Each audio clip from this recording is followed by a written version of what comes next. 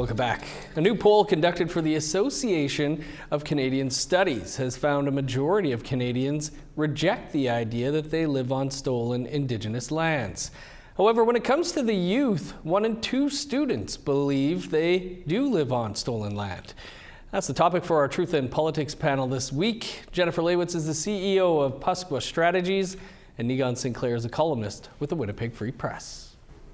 Jennifer, Niigaan, great to see you. Happy Thursday to you. Jennifer, we'll start with you and your thoughts on this new poll finding a majority of Canadians do not believe they live on stolen Indigenous lands. Oh, I think that I don't know who commissioned the poll. I was actually just reading it this morning and I saw it on the National Post's website. So I'm not entirely sure how the questions were framed within that poll to solicit the answers that they did get. But I think it's really interesting to see the generational divide and also how defensive people are getting over that term. And I almost ask people, why are you defensive over that term? Like, what is it about the term stolen that bothers you so much? Because in the reality, the harm that's been caused to First Nations people far outweighs the offense and defensiveness that we should have, rather than, non-Indigenous people being, maybe a little offended over the word stolen. But I think it's also, important to look at the historical context of what would lead us to even say that happened. And people need to recognize that historically, broken treaties and our land, being taken from us. And not only that, the total desire to erase our nations in their entirety to begin with. So I think, when we're talking about a poll on whether or not people feel that it's stolen land, I think there's too many moving parts to have people understand whether or not they fully grasp the historical context of what stolen land actually means. Right.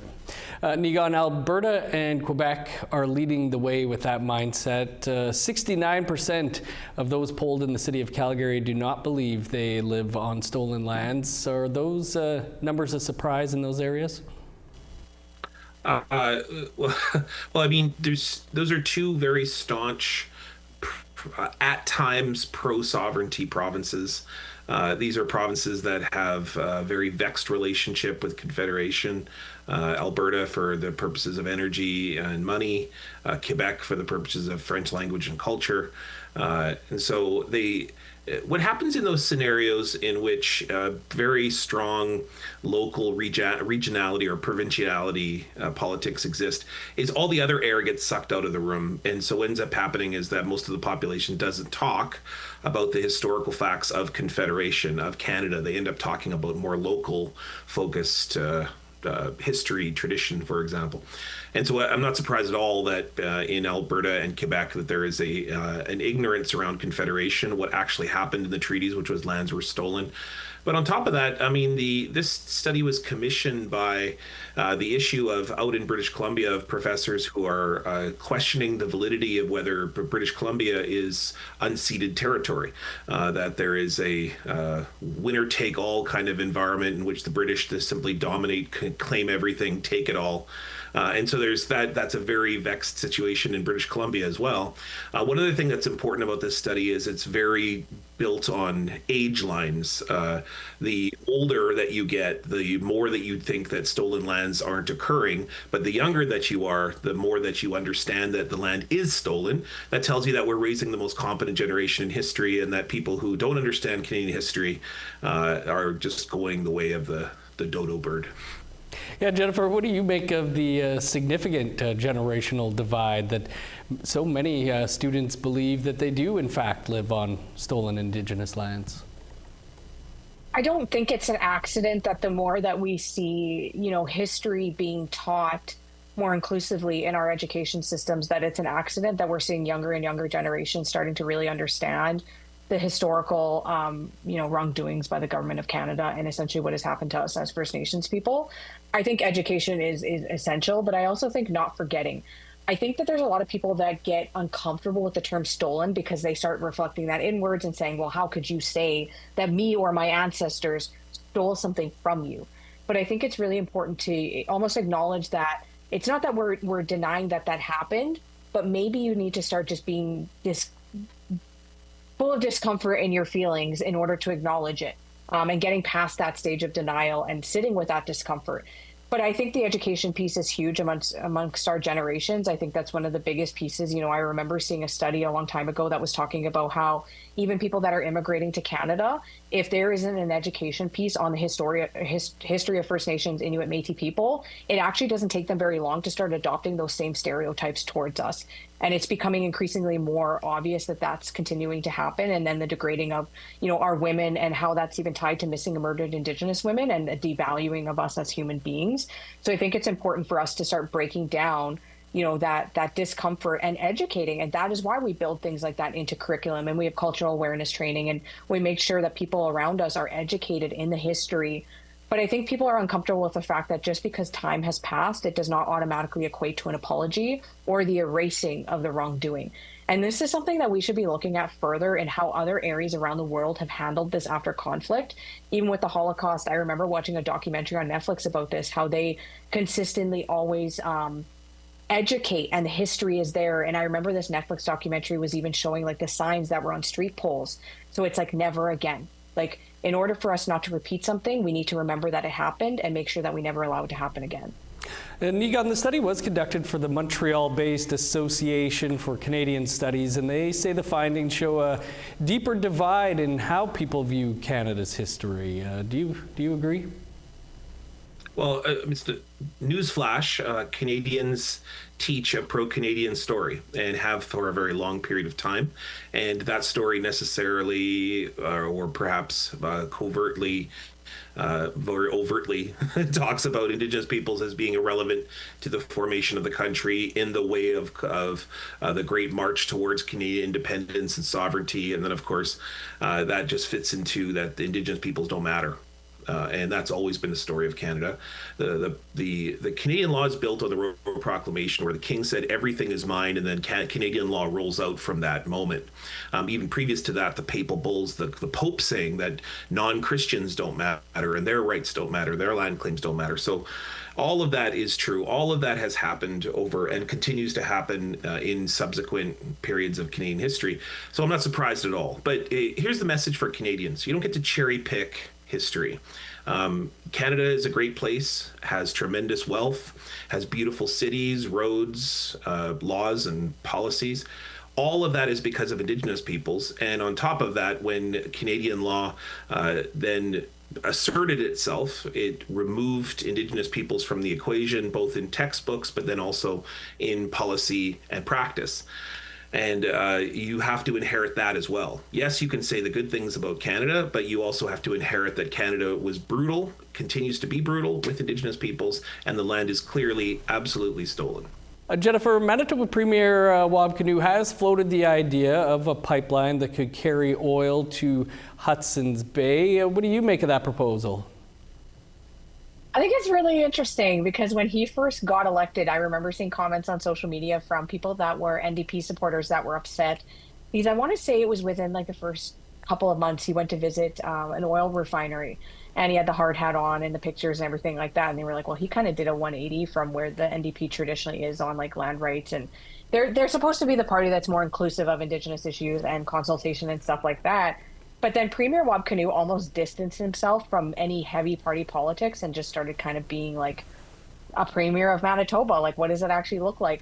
I think as Indigenous people, there's going to be a lot of conflict for us for what it's like to actually witness one of our own people being at the head of those decisions, and the decisions they have to make, not only what's best for us, but what's best for their province and the economy and those sorts of things.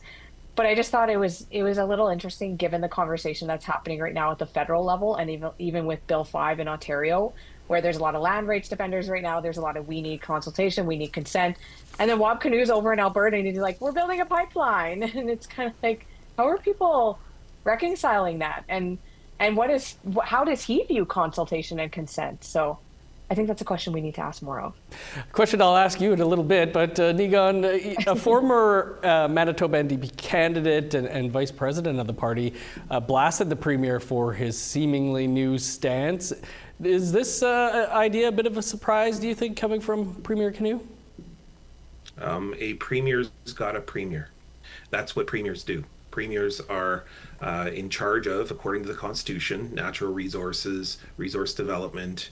They're in charge of the energy, most oftentimes energy, but also infrastructure within the province. What Wab Kinew's doing here is what premiers are technically assigned by the Constitution to do. The uncomfortable part is that some of his previous statements involving pipelines, resource development, and the fact that he was also an activist who was very strong and on speaking out about certain exploitative resource development. I can remember marching with Wab Kinew when he was an activist and just coming off of his time in the media and before he had entered politics. And absolutely, there was a very strong opinion there.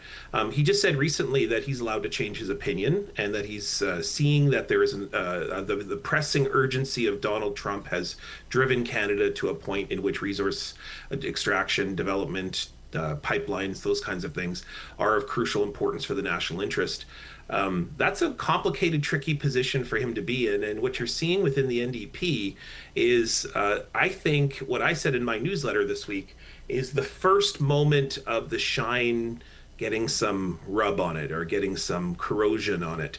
Wab Kinew has generally been a very popular premier, and most popular premiers, or especially incoming premiers, new premiers, usually get about a 2-year honeymoon. We're almost exactly coming up to 2 years. We're just 2-3 months short of that 2 years since he entered office. And I'm not surprised at all that you begin to see rumblings within the NDP that maybe perhaps of bringing Mr. Kinew back to the surface, saying, hey, there's a party here. We have a larger conversation to have inside the party around things like resource development. And also, Wab's been very much interested, I think, of looking at the national stage and creating relationships with other premiers, also with new Prime Minister Mark Carney. At one level, he's advocating for Manitoba. On another level, he's maybe missing out or overlooking things that are happening at home, and you can see that tension happening. Right. Jennifer, the Premier of British Columbia is saying no new pipelines. Your Premier there in Saskatchewan, he's already pre-approved them all before they come to the table. So does this kind of just make sense, what Premier Kinew is proposing if we are going to build the new pipeline? I think given, the NDP's traditional stance on things like Indigenous consultation, and I think the majority of people's view on how Indigenous people should be acting within resource development, this is probably a surprise, the way that, Wab Kinew is taking this direction with building a pipeline and wanting to see a pipeline built when, BC is not kind of in the same space.